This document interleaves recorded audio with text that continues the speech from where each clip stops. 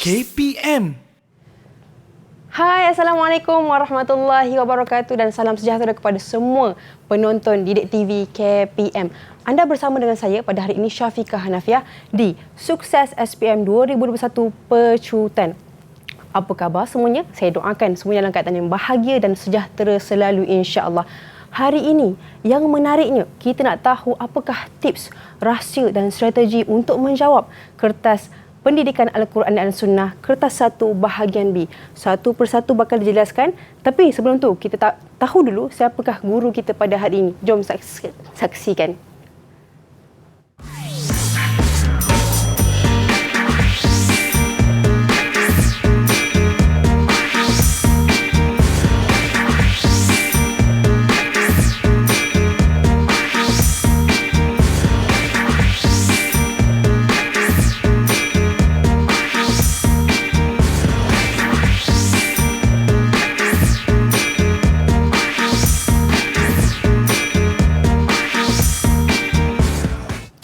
Jadi bersama dengan kita di studio pada hari ini, Ustaz Muhammad Nazam Muhammad Yusof. Assalamualaikum Ustaz. Waalaikumsalam warahmatullahi wabarakatuh. Apa khabar? Alhamdulillah sihat, Syafiqah. Alhamdulillah sihat. Jadi Ustaz, pendidikan Al-Quran dan As-Sunnah, adakah semua murid wajib ambil?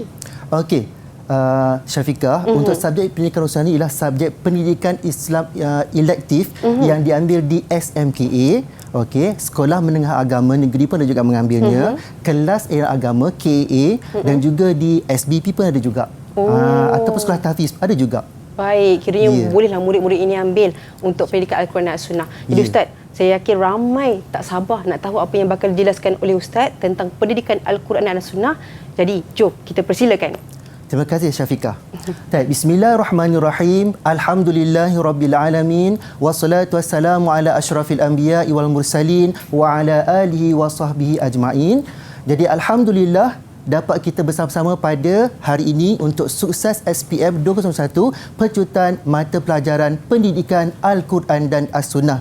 Jadi apa khabar murid-murid calon SPM 21? Mudah-mudahan dalam keadaan yang sihat dan kita bersedia untuk pecutan kita.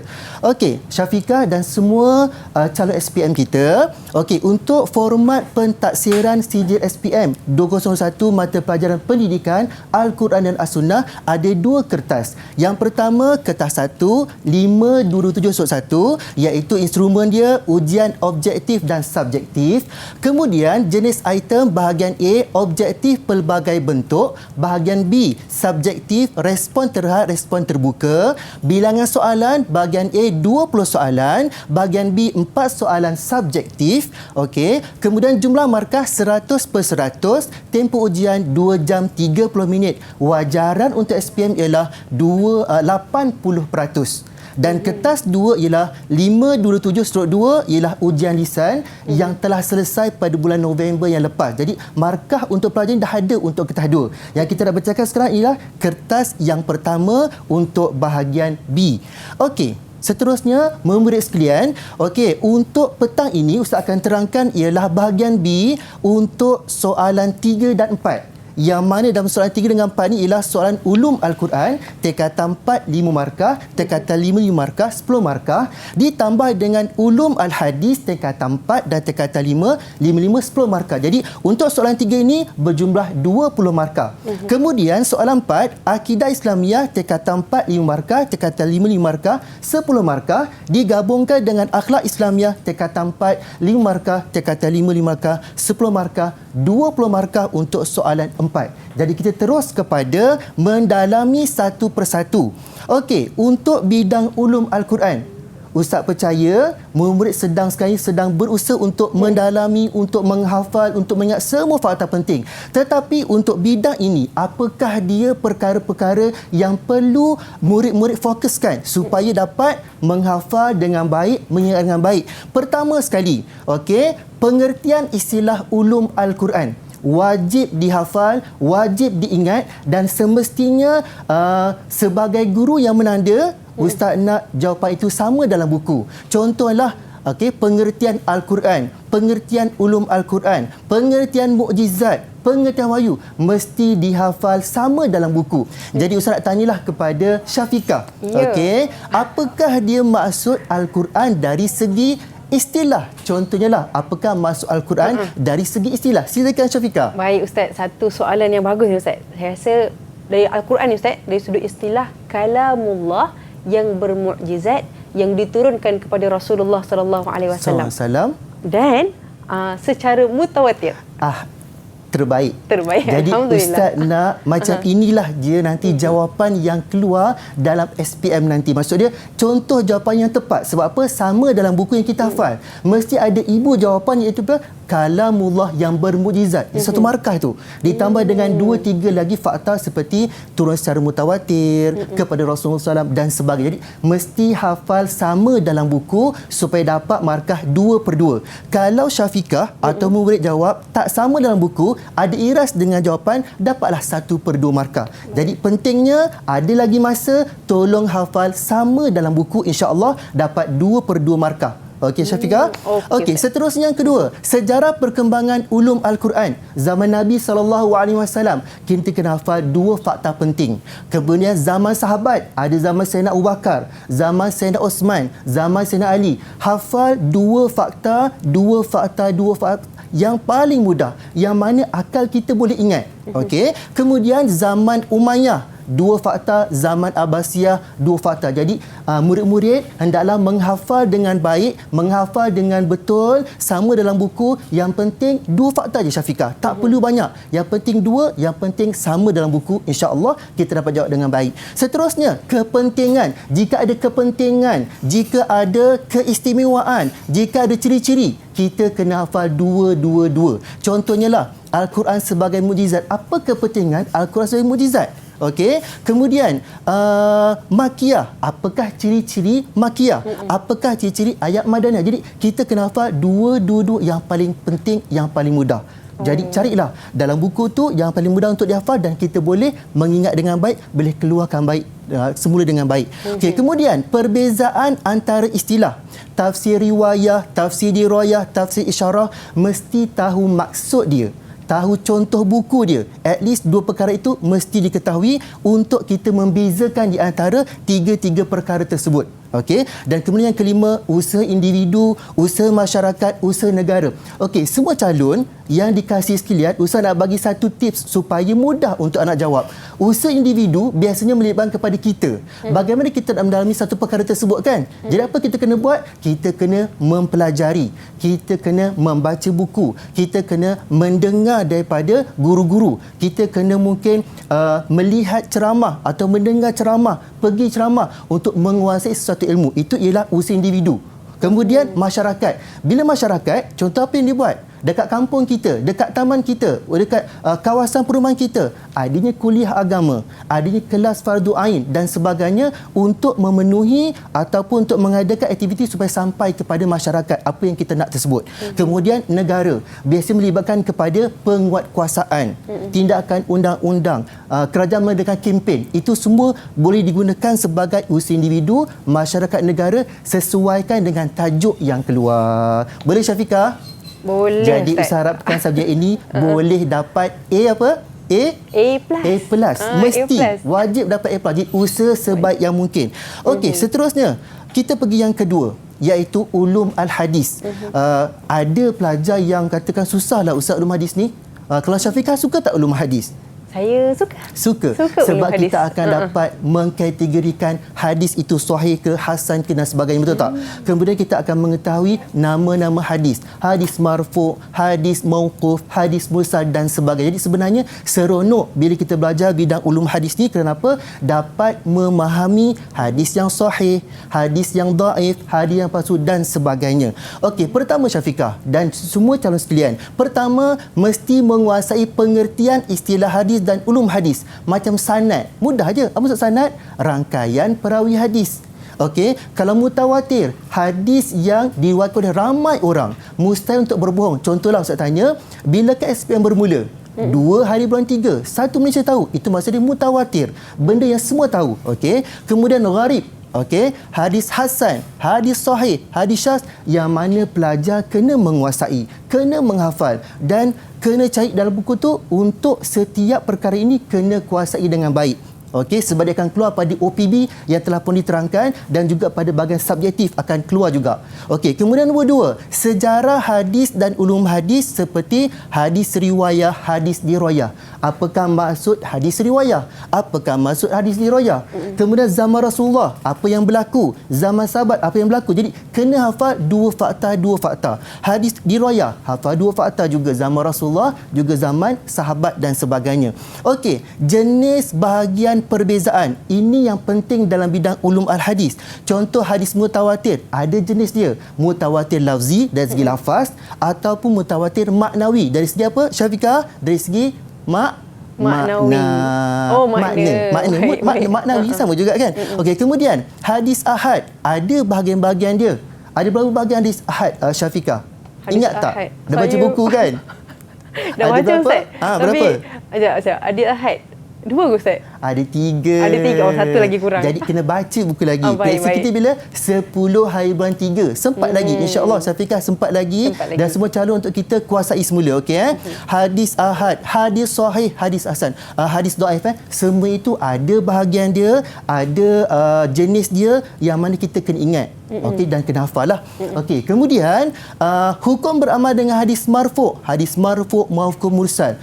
Perkara pentinglah dalam bidang ini ialah maksud hadis kena hafal, hukum beramal kena hafal. Okay, kemudian sunan sitah, metodologi penulisan kitab. Kena hafal nama pengarang kitab dan juga 2 kedudukan dia. Macam Sahih Bukhari, tempat yang pertama. Okey, dalam susunan sunan sitah. Okey, dan juga kita kena ada menghafal, mengingat usaha individu, usaha masyarakat, usaha negara, sama yang Ustaz terangkan tadi. Kalau individu, kita kena mesti membaca buku, menghafal buku. Okey, dan kalau misalnya masyarakat, membuat program. Kalau negara, penguatkuasaan, kempen dan sebagainya. Inilah dia perkara-perkara yang Syafiqah dan semua calon SPM kena kuasai dalam bidang ini. Kenapa? Semua bidang akan masuk dalam TIS Syafiqah. Tidak ada bidang yang orang kata boleh tak jawab, tak boleh. Sebab dia akan menyumbang markah. Mana kalau tak baca, dia akan hilang markah kat situ. Jadi, Ustaz mohon kepada semua calon, tolong baca betul-betul. Ada lagi masa, insya-Allah kita boleh berjaya dengan cemerlang dalam pendidikan Quran Sunnah untuk dapatkan A. Syafiqah, A+.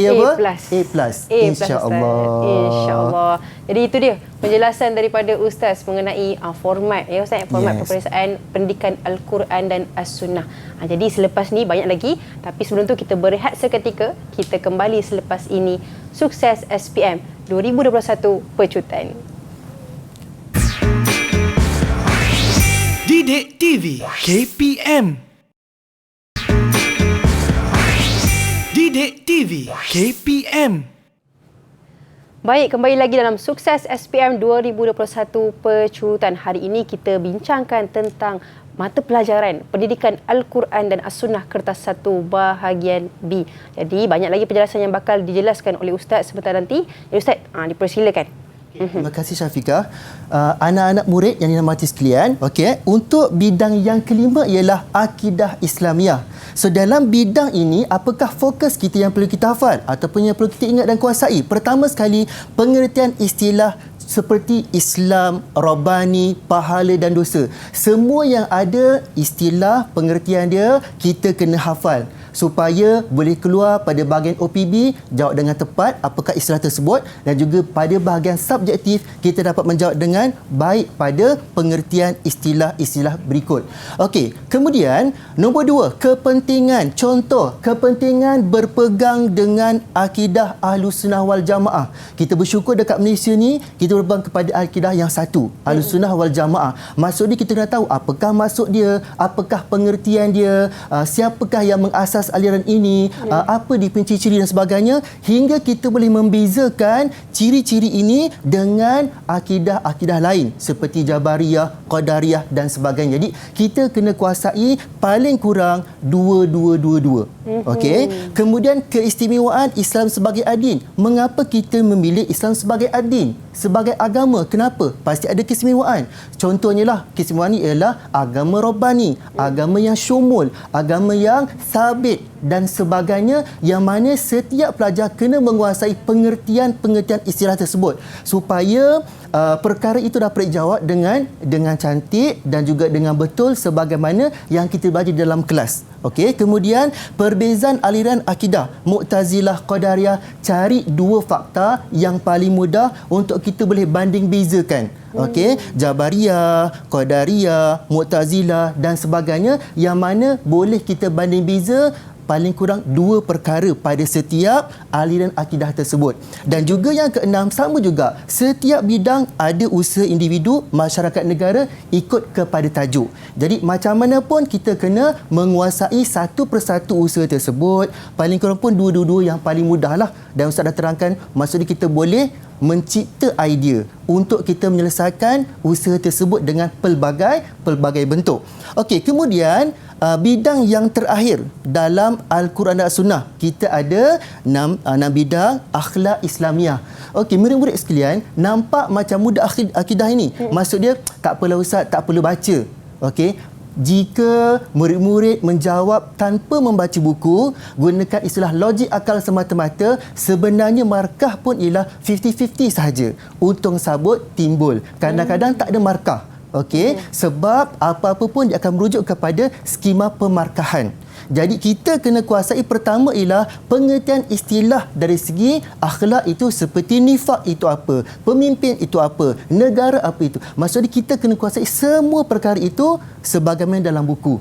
Hafalah. Ada lagi peluang sebab kita ada lagi fatrah masa yang ada jugalah, walaupun kita kata dekat apa istilah, tapi ada juga 10/3 tu ada masa untuk kita membaca buku lagi. Nombor 2, kepentingan. Apakah kepentingan tazkiyatun nafs? Kenapa kita kena bermuhasabah dalam diri kita setiap hari, setiap masa, terutama lepas satu perkara itu berlaku, kita kena muhasabah. Bagaimana kita untuk memperbaiki diri kita. Kemudian menjaga penampilan, kepentingan. Mengapa kita perlu menjaga penampilan? Supaya senang dipandang mata oleh orang lain, supaya dihormati oleh orang lain. Okey, jadi kita kena jaga penampilan kita. Kemudian nombor 4, kesan adab dengan pemimpin. Bagaimana kalau kita beradab dengan pemimpin? Bagaimana kalau tak beradab dengan pemimpin? Jadi kita kena kuasai dua-dua tu. Beradab macam mana, tak beradab macam mana, paling kurang dua kita kena hafal. Dan yang kelima, usaha individu, masyarakat, negara, sama juga yang Ustaz terangkan tadi. Okey. Kemudian selain daripada itu juga, Ustaz nak terangkan juga ialah bagaimana untuk cemerlang dalam Quran Sunnah. Nak dapatkan A tolak, A solid dan A tambah. Dalam Quran Sunnah, kita ada 5 soalan besar. Yang pertama ialah OPB, kita ada 20 markah. Soalan 2 ataupun soalan 1 pengajian Al-Quran atau bidang B, pengajian Quran 20 markah, pengajian hadis 20 markah, ulum Quran, ulum hadis yang kita terangkan tadi 20 markah, akidah, akhlak 20 markah, jumlah 100. Dan yang bertulis ini 100%, wajarannya ialah 80%. Tadi yang ujian lisan 20% digabungkan 100% kan. Jadi kita tengok, kalau 5 soalan besar tersebut, setiap satu dapat 14 markah dekat situ, maka dia akan dapat 70 markah per 100. Dan bila kita jadikan wajaran 80%, dia akan dapat 56. Okey, andai kata Ustaz andaikan calon mendapat 17 markah pada ujian lisan yang dah selesai itu, dapat 17, 56 tambah 17 dapat 73, dah mendapat A tolak dalam SPM. Jadi itu gambarannya. Jadi setiap calon wajib berusaha untuk mendapatkan paling kurang setiap satu soalan besar itu mesti dapat berapa? 14 markah, Syafiqah. Jadi tengok balik semula dalam trial hari itu, bidang mana, soalan mana yang dapat bawah 14, kita kena kuasai, kita kena baca, kita kena hafal. InsyaAllah boleh top up untuk kita jawab dengan baik pada 10 hari bulan 3 nanti paper kita.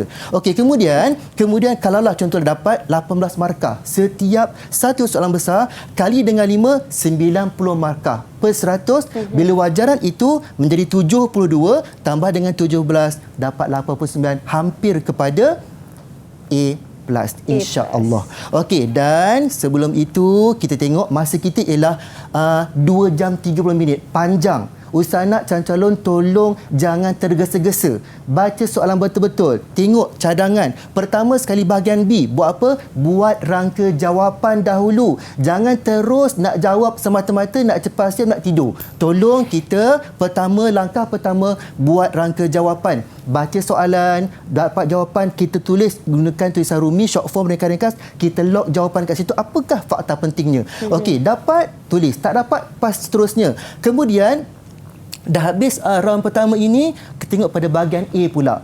Okey, soalan OPB tadi tu kan. Okey, apa jawapannya? Mak wajib ke, majaz ke, 2 harakat, 4 harakat ke? Tulis dekat situ di atas kertas soalan. Okey, round ketiga.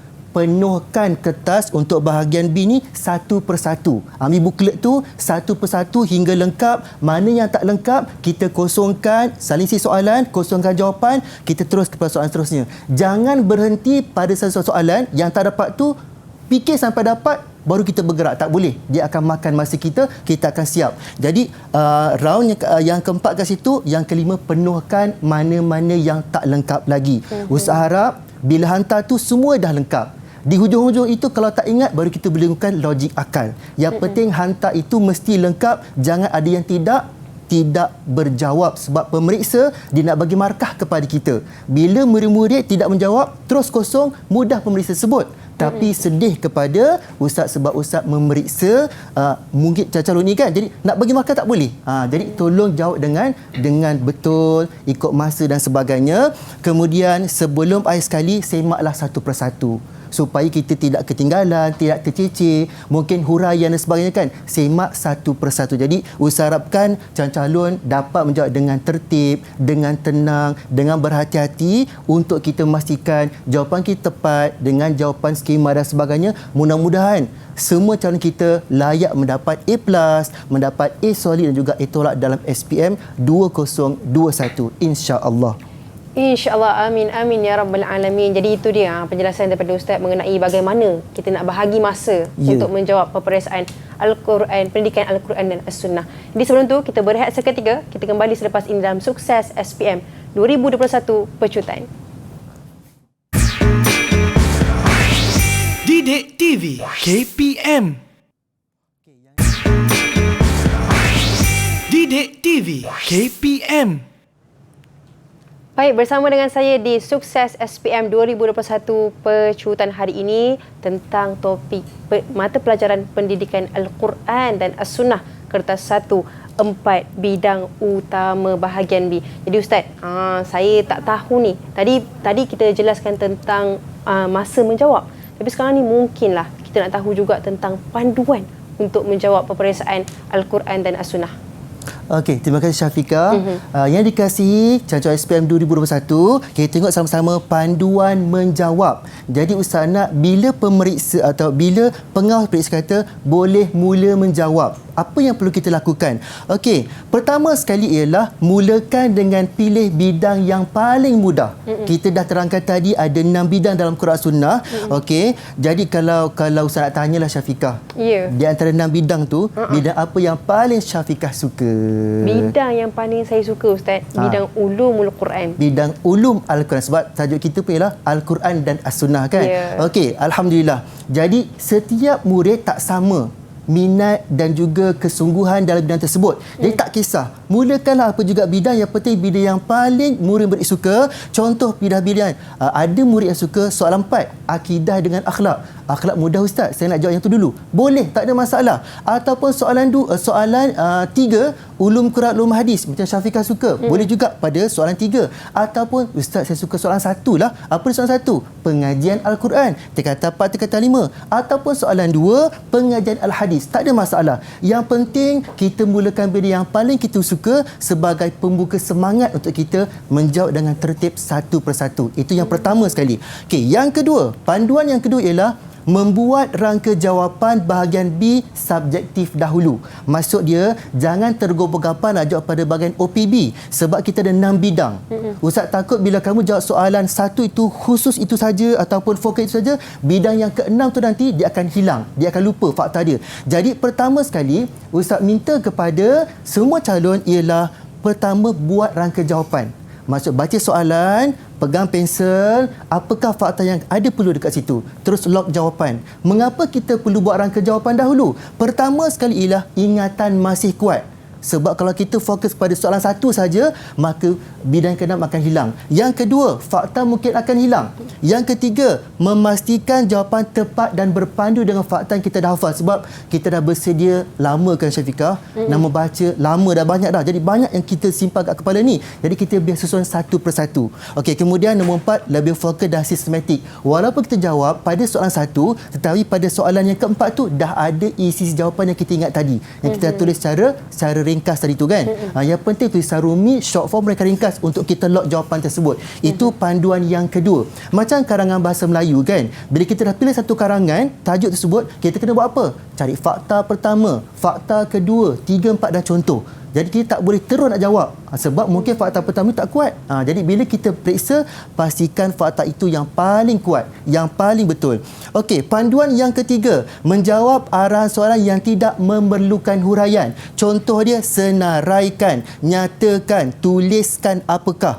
Soalan ini dia perlu satu fakta, satu markah. Tidak perlu huraian, ringkas sahaja. Contohlah, sebutkan 2 syarat mentafsir Al-Quran. Pertama, mahir ilmu nahu, kedua mahir ilmu balaghah. Jadi tak perlu kepada huraian. Yang penting kalau betul, satu-satu dapat 2/2 markah. Itu contoh panduan yang ketiga.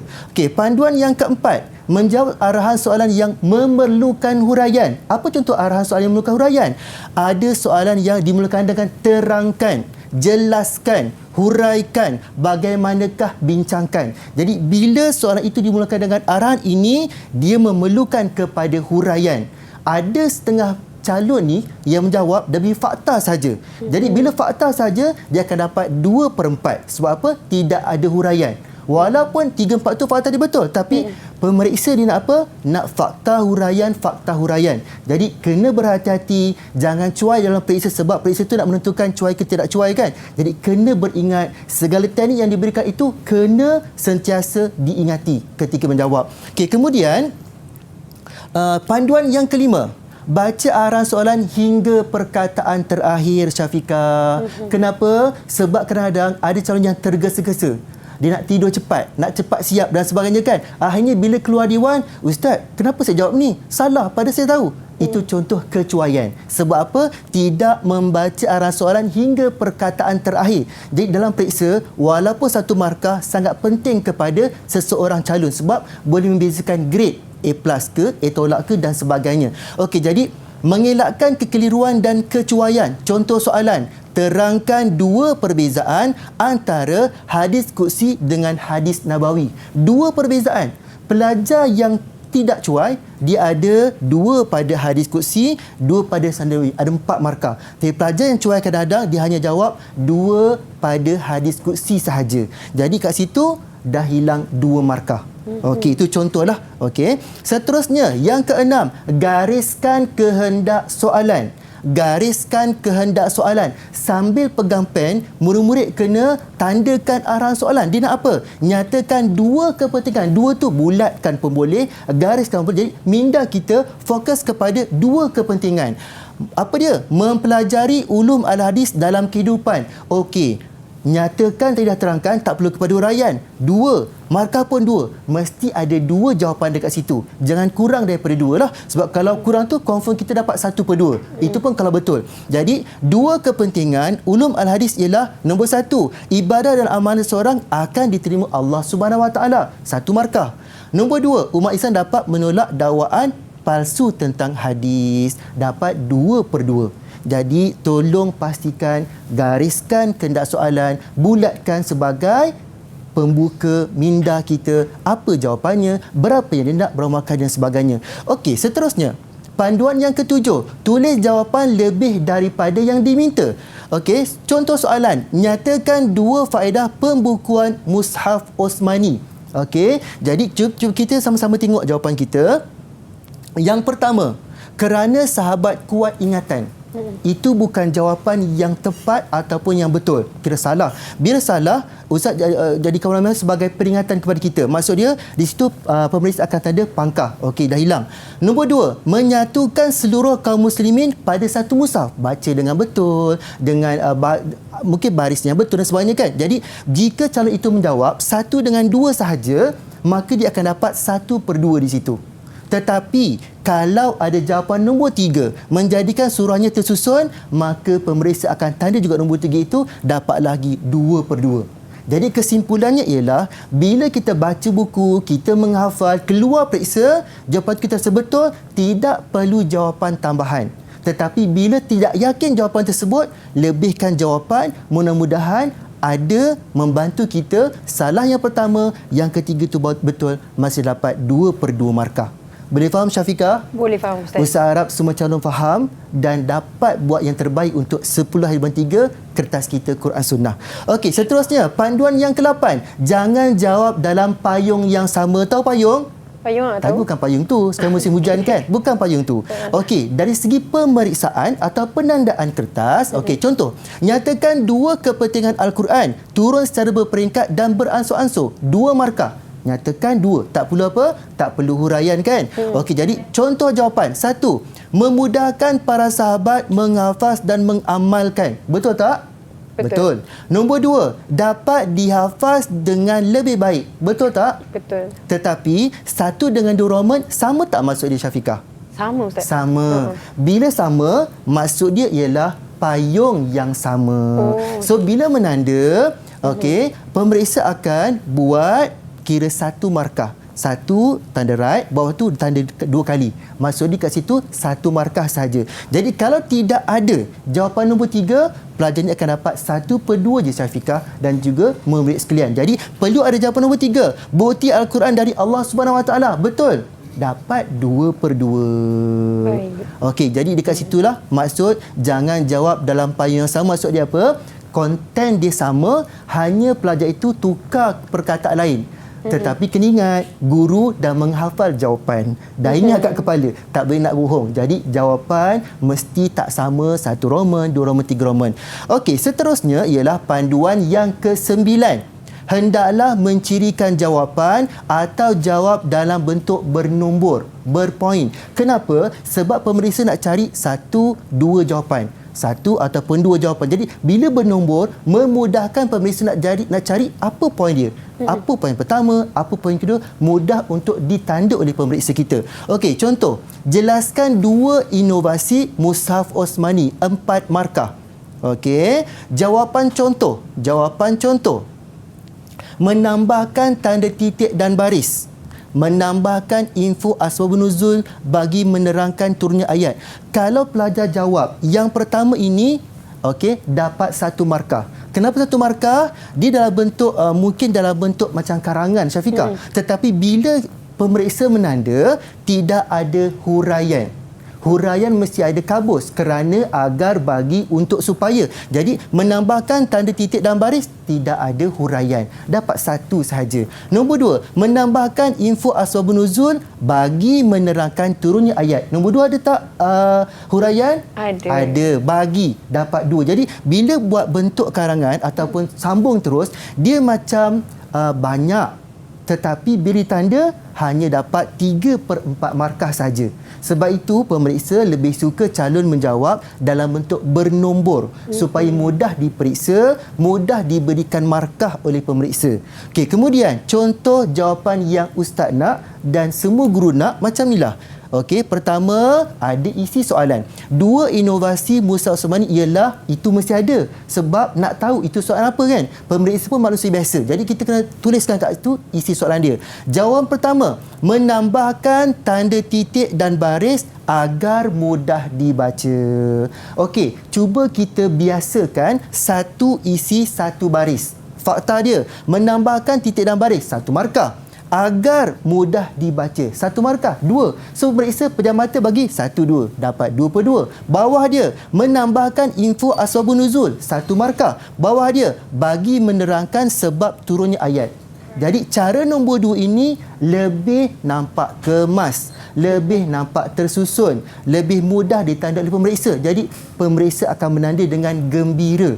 Dan pelajar pun confirm dapat apa? Dapat markah yang baik. Untuk dapatkan apa, Syafiqah? Dapatkan A plus dalam SPM. Jadi Ustaz harapkan kepada semua calon, okey, tolong berhati-hati ketika kita membaca soalan dan juga menjawab periksaan, ikut tertib, ikut panduan, sebab semua sekolah biasa dah buat teknik menjawab. Jadi gunakan segala yang telah pun diajar tersebut dalam hari itu 10/3 supaya menghasilkan keputusan yang cemerlang. Walaupun tahun pertama KSSM, tapi kita nak Quran Sunnah itu mesti cemerlang untuk dapatkan sebelum-belumnya mesti dapat paling kurang pun A tolak dalam SPM, iaitu paling kurang mesti dapat 70 lah, macam tu. Jadi Ustaz sangat berharap berusahalah selagi ada waktu ini untuk kita mencapai A dalam peperiksaan SPM, khususnya bagi mata pelajaran yang kita sayang, pendidikan Al-Quran dan As-Sunnah. Jadi inilah ya Syafiqah, buat macam ni masa periksa, memudahkan, dan bila semua macam ni dia akan nampak cantik, nampak kemas, nampak tersusun. Jadi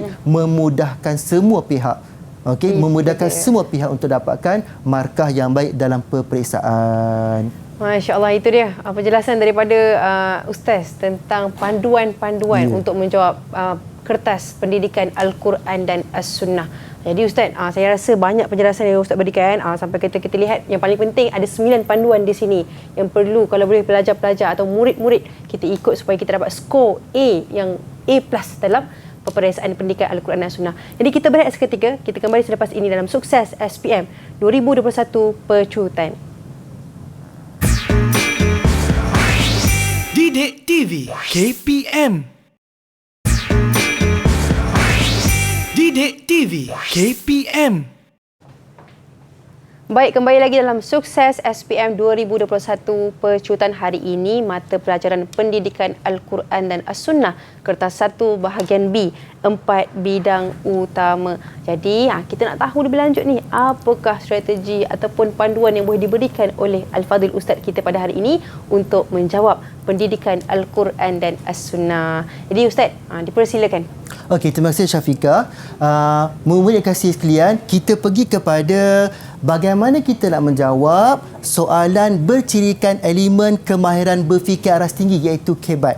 Dalam Quran Sunnah ada 6 markah. Mesti 6 markah. Setiap satu soalan besar ada satu kebat dia. Okey, dalam kebat kita mesti ada stimulus, iaitu untuk merangsang minda pelajar untuk berfikir menjawab soalan tersebutlah. Okey, dalam stimulus tu dia boleh letakkan gambar, boleh letakkan ayat Quran ataupun terjemahan ataupun hadis dengan maksud dia juga, ataupun kata-kata hikmah ataupun statistik. Sekarang ni kan musim COVID dan sebagainya kan, boleh bagi graf, boleh bagi grafik dan sebagainya, boleh juga pernyataan tentang sesuatu isu yang berlaku semasa dan sebagainya. Jadi ini di antara bagaimana stimulus itu membantu pelajar untuk menjawab soalan kebat kita. Okey, seterusnya ialah cara menjawab kebat. Okeylah, kalau Ustaz tanya kepada Syafiqah, Syafiqah suka jawab dalam bentuk karangan ke bentuk kotak?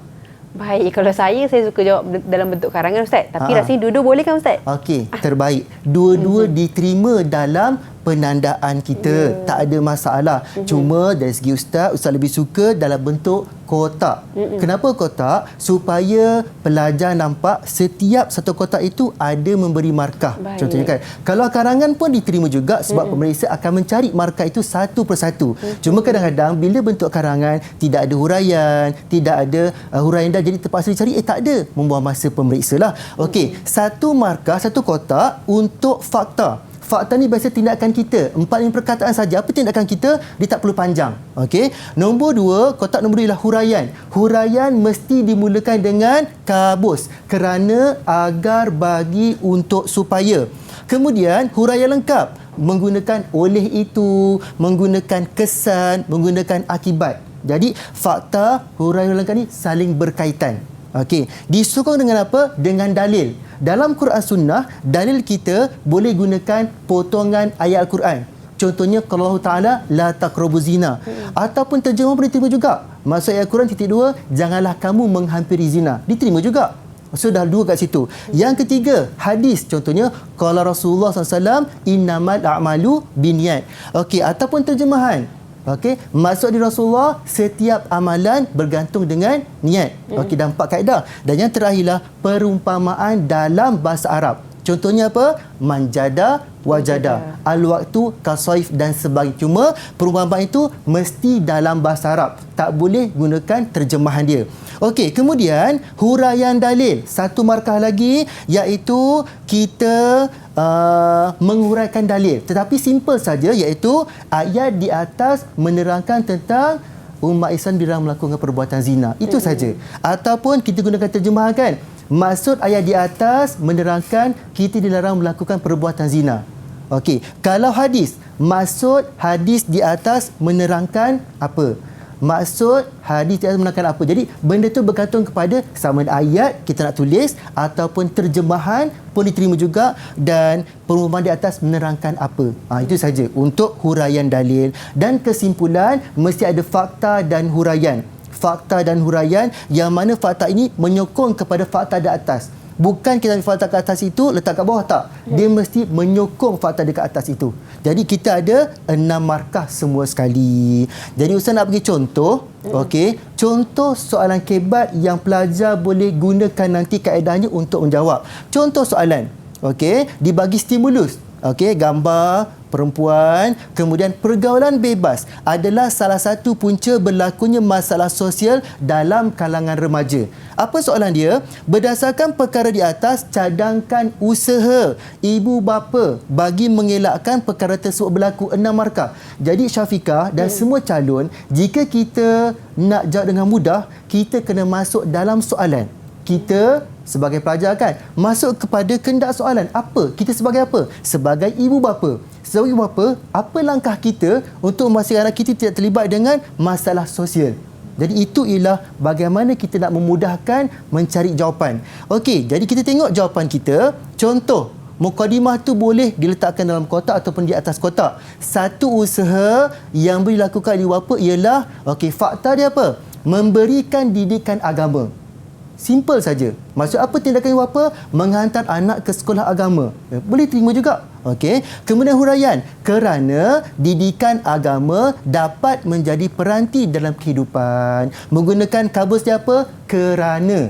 Okey. Kemudian huraian lengkap. Hal ini kesannya. Kesannya apa? Seseorang remaja dapat memahami balasan baik dan buruk jika melakukan suatu perkara yang menyalahi larangan agama. Jadi fakta, huraian lengkap saling berkaitan. Dapat 3 markah dekat situ.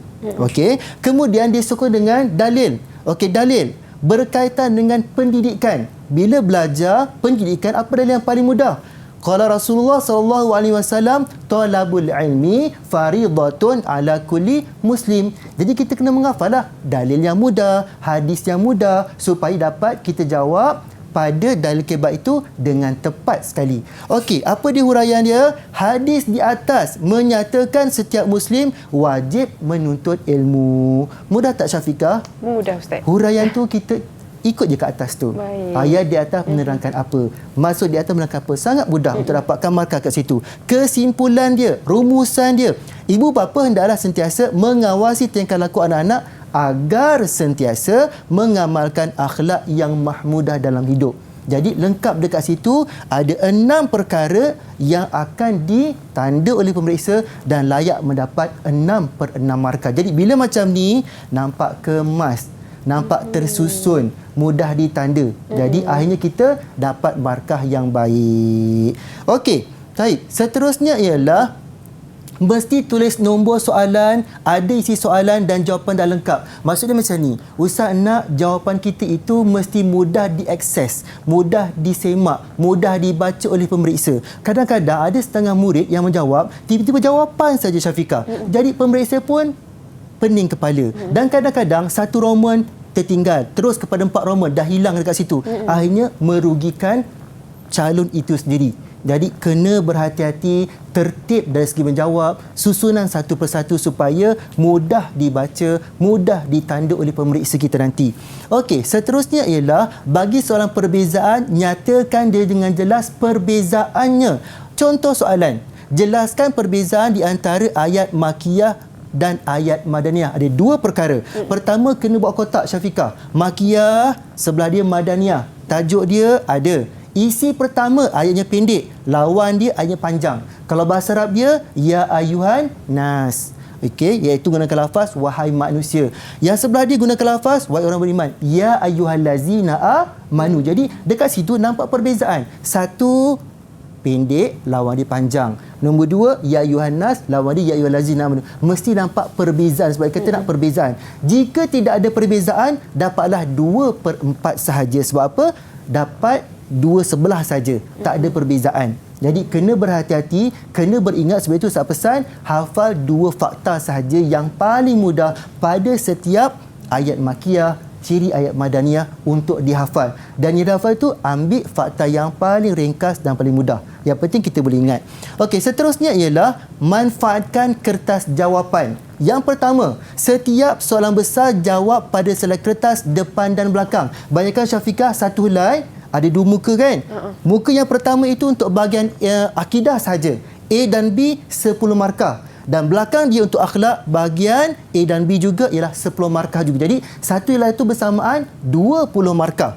Mulakan soalan baru pada helaian kertas yang baharu. Soalan 1, helaian pertama. Soalan kedua, helaian kedua. 3 dengan maksud ada 4 helai. Ada 4 helai yang pelajar wajib jawab menyumbang kepada 80 markah. Tambah objektif 20, 100/100. Okey, seterusnya peringatan kepada calon. Maksud dia, apakah yang perlu kita lakukan dalam saat-saat genting sekarang ini. Okey, dengan suasana COVID sekarang ni, Ustaz sangat berharap semua menjaga kesihatan, jaga keselamatan, jaga SOP sebab masa dan kesihatan sangat berharga, memungkinkan kita untuk periksa pada 2 hari bulan 3. Okey, pertama sekali, bila kita periksa nanti, mestilah tulis angka giliran dan nombor kad pengenalan dengan betul pada buklet kita ataupun pada test pad kita. Nombor 2, persediaan dan ulang kaji mesti cukup. Sekarang ni ada lagi masa, manfaatkan masa, kurangkan yang laga-laga, kurangkan main handphone dan sebagainya. Fokus untuk kita menghafal, mengulang kaji dan sebagainya. Faham soalan dengan betul. Dah terangkan tadi kan macam mana arahan soalan, markah berapa, ingat baik semula, ikut panduan markah yang diberikan. 2 markah ke, 4 markah ke, peluraian ke tak peluraian ke, kena ingat semula ketika periksa. Jangan tertinggal anak soalan. Maksud dia bila kita dah jawab, kita tengok soalan 1 Roman, 2 Roman, 3 Roman. Ada, cukup. Okey, belakang dia pula contohnya kan 1 Roman, 2 Roman, 3 Roman, 4 Roman. Cukup. Jadi kita kena tengok dan simak jawapan kita satu persatu supaya tidak ada yang keciciran. Jika salah tulis, potong gunakan pembaris. Jangan hitamkan. Sebab sekarang ni kertas kita akan di-scan. Bila dihitamkan, banyak yang hitam. Kan bila scan. Jadi kita kena gariskan saja, tulis sambung kat sebelah dia. Macam tu. Kemudian tulisan perlu jelas dan kemas. Hitam, kalau gunakan pen hitam, betul-betul hitam. Kalau misalan biru, betul-betul biru. Dan pastikan besarkan tulisan. Jangan kecil sangat. Okey, susunan ikut turutan soalan 1, 2, 3 dan 4. Nombor 9, jangan tertinggal huraian. Tadi kan kita kata terangkan, jelaskan tu kan. Mesti ada fakta huraian kan. Jangan tidak ada huraian. Jawapan berdasarkan ayat atau hadis yang diberikan sahaja. Maksud dia tengok betul-betul ayat tersebut, intisarinya ke, berdasarkan yang diberikan saja. Dan yang terakhir, bahasa yang mudah difahami, bahasa buku teks. Jadi bahasa negeri tidak boleh digunakan sebab tidak difahami oleh penanda yang lain. Jadi kena berhati-hati. Jadi perkara-perkara inilah kadang-kadang kecuaian-kecuaian yang boleh menyebabkan markah kita dipotong. Jadi untuk periksa, memang kita kena berhati-hati, jawab sebaik yang mungkin, elakkan sebarang kecuaian, mudah-mudahan mendapat kecemerlangan. Teruskan usaha, semoga berjaya mendapat IPA dari SPM 2021. Ustaz doakan semoga boleh kejayaan yang cemerlang. Amin ya rabbal alamin. Amin ya rabbal alamin. Terima kasih Ustaz Nazam atas penjelasan pada hari ini berkaitan dengan kertas peperiksaan pendidikan Al-Quran dan As-Sunnah. Jadi insya-Allah kita doakan yang terbaik buat semuanya, semua calon-calon dan murid-murid yang bakal menghadapi peperiksaan. Jadi insya-Allah kita berjumpa lagi di lain hari. InsyaAllah saya tutup dengan wabillahi taufiq wal hidayah. Wassalamualaikum warahmatullahi wabarakatuh.